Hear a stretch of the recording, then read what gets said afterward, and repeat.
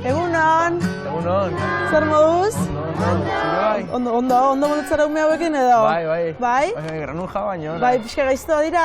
Bai. Zegoerak izatenik ikastolantan ikasi nuela? Ez? Baina orain dela aspaldi, Nila pixka zartuta nago, ezta? Aurten txintxoak izan zarete? Bai? Orduan zer, opari asko eman dizkizu Olentzero?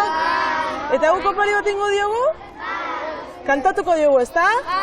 Badakizute kantua, ezta? Venga, hasiko gara orduan. Hala! Nola jarriko gara? Tia, nola jarriko? Pixka eta horri betorriko gara edo atxera?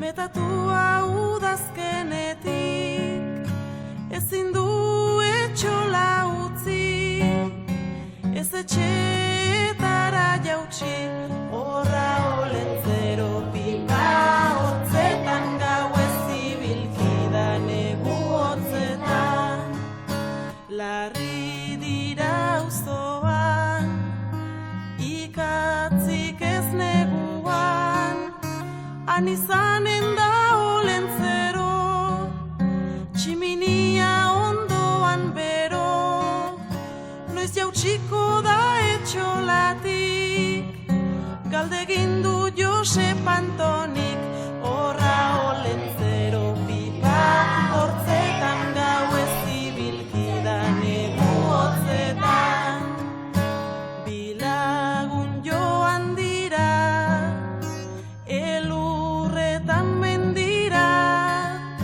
baina Olentzero zergatik, ez duzu ekartzen ikatzik, ezin dut ikatzik banatu, otoin ere astoa sendatu, horra Olentzero pipa hotzetan, gauez ibilkida negu hotzetan, arrantzak astoa, sendatu da gaixoa, mila esker amatxiri, eta bere kataplasmari, geroztik gure Olentzero, herrira jausten da urtero, horra Olentzero pipa hortzetan, gauez ibilkida negu hotzetan, horra Olentzero